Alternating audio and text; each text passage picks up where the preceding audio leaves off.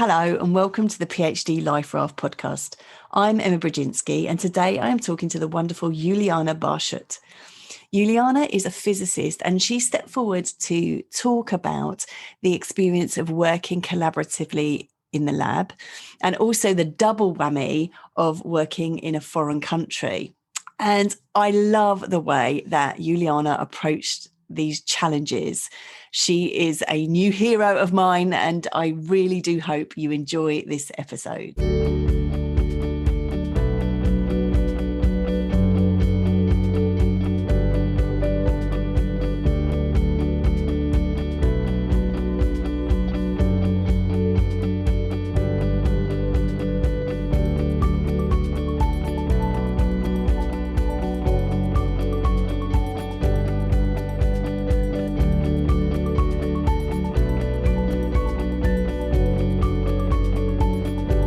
Good morning, Juliane. Good morning, Emma. Thank you so much for being here. You so generously stepped forward and said, actually, I would really like to talk about my experiences and the challenges and how you've dealt with them. And I just thank you so much for that. I really appreciate it when people do this, because especially the material you wanted to talk about today, I think is really important. Doesn't get talked about enough, and I know it's going to be helpful to people. And also just to take this opportunity to encourage other people, if you think I would really like to share my experiences and help other people, please do let me know, because I just love it. And I thank you so much for your generous spirit, Juliane. I'm really looking forward to hearing from you today. The first thing we always do is people to talk through their own story. So can you tell us a little bit about your journey into the PhD and through the PhD process? Yes, so I am a physicist, and I started being a physicist when I did a bachelor's degree in physics in Germany. So I did my bachelor's in Berlin. I'm originally from Germany, so that made sense. And I found the bachelor's really challenging for several reasons, including that it was very theoretical and not very connected to kind of current research, but was kind of doing a lot of maths and derivations and so on, which, I mean, are part of the program, but it was a bit dry. So I decided to change university to a different one for my master's. So that's the kind of the typical journey in Germany. You would do a bachelor's and a master's and only then start thinking about PhDs. So I switched to a different university in Halle, which most people probably won't know, but it's a smaller university that had a master's with a particular focus that I was interested in. So it was still a master's in physics, but they had kind of different focus areas you could choose from. One of them was photovoltaics, so the science of making electricity from the sun, which is also what I do now. So I do now also research new materials for solar panels. And because that was a much smaller program and there was much more contact with the professors, I got quite a lot of research experience from that. Did my master's thesis, kind of doing a research project in the lab, doing really hands-on experiments and then analysis and so on. And I really liked that. And I was like, oh, okay, this is actually really cool. I really like this research aspect of it. So because of the way this master's program was structured, I already got quite a nice insight into what it would be like to do lab research. So after that, I decided I wanted to continue doing that and also wanted to continue that particular topic. So this particular group of materials that we were looking at for solar panels. And I was applying to a couple of places in Germany for PhD positions. And then a friend of mine challenged me and she was like, I know you're really ambitious. I know you would be annoyed if you didn't try. So who is like the guy in your field? And I would make this more gender neutral, but I am in physics, so it is likely to be a guy anyway. But so she was basically challenging me, like, who would be the group to be, the research environment to be in your field that would be really like top of your field. I love this. We all need this friend, right? This person who goes, push yourself. I love it. Yeah, and I really loved her kind of almost daring me to believe in myself and think, okay, where would be like my top wish list if no circumstances mattered, and it was just like scientifically, who would be the wish list candidate. And it was this research group in Oxford. And I was like, yeah, whatever, sure. And she was like, no, go and fill in the paperwork. And I was like, she's okay, fine. Good. So I went and applied, and yeah, actually got invited for an interview. And I was like, oh no, I actually have to take this serious. And flew to Oxford for the interview and really connected well with one of the professors there. And it just made a lot of sense scientifically with what I had done before in the master's and what they were doing and so on. And so I was actually offered a PhD position in Oxford, and then spent about a week being like, oh my God, am I moving to a different country for this or not? Wow. So I had about a week where I was kind of deciding between an offer I had in Germany and the offer I had in Oxford, and then decided to make the jump and move to Oxford for this, because it was just exactly the right topic for me, and just the right context, and all this like equipment they had and all the expertise they had was just really what I liked. So I decided to go, and I mean, I'd been to the UK before and so on, so it wasn't like that big of a deal, but the scientific systems, the way universities are structured, the way degrees work are quite different. So it took me a bit to kind of work out, like by the stage you do a PhD, you think you've been at a university long enough that you have a rough idea of how it works, but then you switch to a different university system and you're like, oh wait, this doesn't work like I think it works. So that was an interesting experience, but a lot of people had a similar experience, but also international and so on. So that was mitigated for, but it took me a while in the beginning to kind of get started and be like, how does this work? Who do I talk to about what and so on? So that was the thing. And then I did my PhD in Oxford for, well, 4 years technically.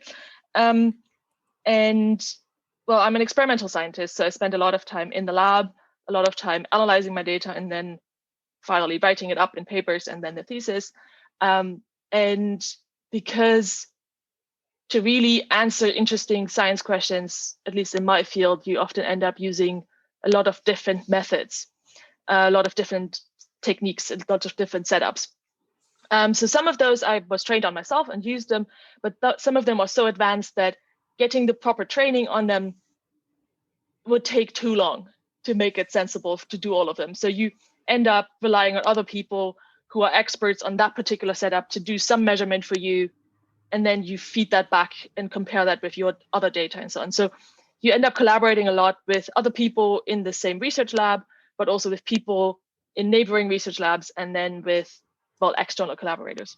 And that was a really interesting thing to kind of manage, and to, well, manage the shared use of space and equipment, but also manage expectations of, sure, everybody is happy to collaborate, but also at the end, everybody does want something out of it. And how do you kind of balance that so everybody gets their due, both in kind of things like authorship, but also in access to measurements you're an expert on and so on. So it's often kind of a very friendly, but important to negotiate trade, where it's a bit like, well, I'll give you those samples, you do that measurement for me, and then we both get something out of it, kind of thing. Yeah. So let's get to this, because this was the topic we thought let's really dive into, because it's the double whammy then of the collaborative process. And you describe the ups and downs of the collaborative process, which you've kind of already hinted at. And also then working in a foreign country. So you're working with other people, but you're also in a new environment. So tell us, you've already hinted at some of the challenges, but can you outline how that was, the particular challenges of that experience? So I think the relocation and the international aspect, I think you have some of that whenever you move to a new city, a new university, which is quite common for people to do to pursue a PhD. But you get the added extra aspect of operating in a different language, which to some degree, some stuff was already happening in English in my master's, but it wasn't the language I was operating in like everyday interactions. Right. And then operating in a different set of unwritten cultural rules. Right. Right. Yes. Which especially universities are full of them. Yes. And it can be tiring to navigate. Not that it's necessarily creating massive conflict, but it's just the day-to-day kind of trying to understand what exactly is happening around you is actually physically tiring. So I think the first 2 months or so, I was actually quite tired most evenings. Yes. And how did you, and living how in a did different you, language and so on. and how did you negotiate that in terms of, finding out exactly what was going on and what was expected? So what helped enormously is that, especially in the experimental sciences, we are typically structured in research groups. So you've got your PhD supervisor, who's, let's assume they are a professor, who have a research group. So there are other PhD students, there are postdocs, there may be master students who all kind of are related, are connected to that professor. So you have things like weekly group meetings, you have shared offices that you all use, you have shared labs that you all use. So you have a group of people who are your colleagues. And that helps to provide a lot of structure. That also helps provide people who are just a year ahead of you or something like that, and who you can ask a lot of questions to, and who may or may not also be international, but who at least have the experience of how do I navigate this university? Who do I ask for what, and so on. Right. So that helped a lot. So reaching out to other people, and did you find that there was a generosity there from people?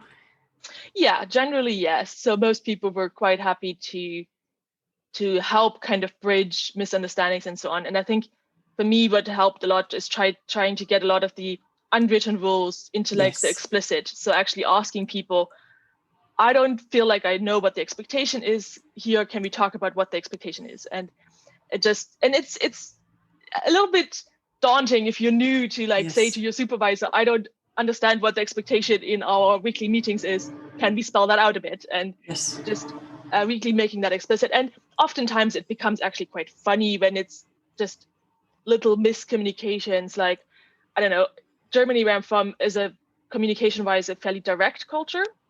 So you know what people want from you, they will tell you. And that might sometimes come across as rude, but typically you don't have to try to guess what people want.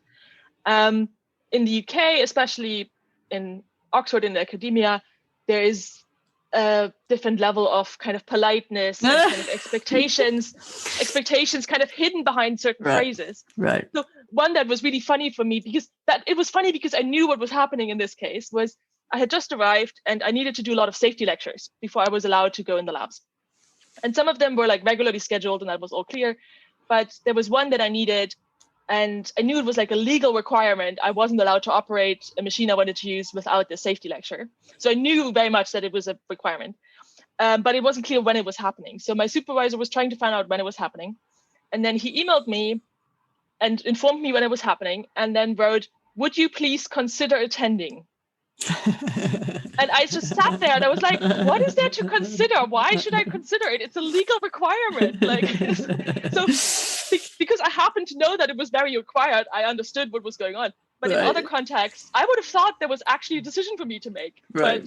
Whereas it was just, So that I think that is just fantastic, the way in which you've approached that, with humour and with generosity of spirit. But I think also that the really important thing I want to draw out of that is that sense of actually asking for clarification, because I think a lot of people have this expectation of themselves that they should know everything. And why should you? If you were starting a new job, which is what you are doing when you're starting a PhD, you wouldn't expect yourself to know everything. So I think this sense of asking for clarification is really, really important, because otherwise you can tie yourself up in knots trying to negotiate a situation that you don't really understand. And actually, people generally, as you said, are generally very happy to clarify and to share. Actually, you'll be surprised at how much help there is out there for you. So I think that is such a useful example. Thank you so much for that. Well, and just one small add-on, asking people to clarify what they want from you sometimes means they actually have to think about what they want from you. So sometimes they haven't yet decided what their expectation is. They're just vaguely unhappy with how you're doing it. And then if you actually ask, well, what do you want me to do? Or who do you expect to be taking notes or whatever, then that helps to just bring everybody on the same page. Exactly. I think it is a real gift to everyone, like you say. It takes some courage sometimes in that situation to step out and do it, but you feel a sigh of relief because everyone's like, okay, yeah, no, now we're clear. And we talked about before in terms of having contracts with your supervisor and things, that sense of really clarifying what's expected, because it can really help everybody. Fabulous. So this kind of challenge of negotiating expectations. Anything else you would highlight from this kind of, as I say, double whammy, this mix of collaboration and in a foreign country? So for me, the collaboration aspect, I was very grateful because my supervisor and the surrounding professors who we worked with a lot, they were very good at negotiating that. Right. So they were very good at recognizing that if you do a big project and lots of people contribute to it, people are going to be annoyed if they aren't being credited in the end. Right. And especially if they had different expectations of how they would be credited and so on. So we often relatively early in projects had pretty clear conversations that basically boiled down to who has ownership of this project, who is driving it. So which PhD student's project is this, which then typically translated to who's writing it down in the end and who is the first author in the end. Right. And then everybody else has the expectation, I will be a co-author, but I'm not expecting to be first author, which is the first authorship is very important kind of CV-wise and prestige-wise and so on. Yes. So for example, I made a lot of thin films of my material, and I had other people who were really good at a specific characterization method. They never made their own samples. They always got samples from other people, but they had this really advanced characterization method. So we did like a trade-off where I wanted some of their characterization for my paper that I owned and would be first author on. And then they were like, I don't know, third author on it. But then a couple months later, they wanted a series of samples so they could do a really complex study of their own. And then I would spend a week making those samples, giving them to them. And it was clear that on that paper, they would be first author and I would be, I don't know, fifth author or whatever, depending on how many other people were involved. So just making very clear from the beginning, because if you end up with multiple people who had somehow expected that they would be the first author, you get into really tricky territory. And it's really complicated to pull apart after the fact. But if you start kind of, if you're like, okay, let's outline what this project is, who's doing what does that mean? And it's not that we necessarily then spelled out who will be what author, but it's just, if it's clear it's that person's project, then that kind of follows. Yes. And the sense of clarity, again, is really, really important. And I think it obviously has a particular challenge in the sciences, but I think it speaks to the arts too, that people might be involved in collaborative work and then they need to write that up. And then often that's when the negotiation happens, at that time when the pressing deadlines are. And actually this sense of what you did in terms of right at the beginning, sorting that out, it really can save a lot of heartache later on. And on the flip side, having this collaborative environment was extremely useful for me because it meant I didn't have to reinvent the wheel all the time and learn every method from scratch. I could go to people who were experts in a particular method and say, I want to do this measurement because I think it will help me better understand my thing. Can we do it together? Can you do it for me? Can you train me? Like, depending on how much I was going to use this. And it meant I didn't have to then for all of them go back to the basic literature of how this works. I had people there who already knew, who could get me jump started, show me the right paper to start with, and so on. And it also provided structure, which is something I saw a lot compared to friends of mine who were doing, for example, history PhDs, where if I hadn't shown up to the shared office or to the shared lab for a week, someone would have noticed and been like, what's going on? What are you doing? So just this almost like workday structure of like, I'm probably in the lab at some point, like I probably make it to the office at some point between 9 and 10, and then I'm around and I might be doing things on the computer, I might be doing things in the lab.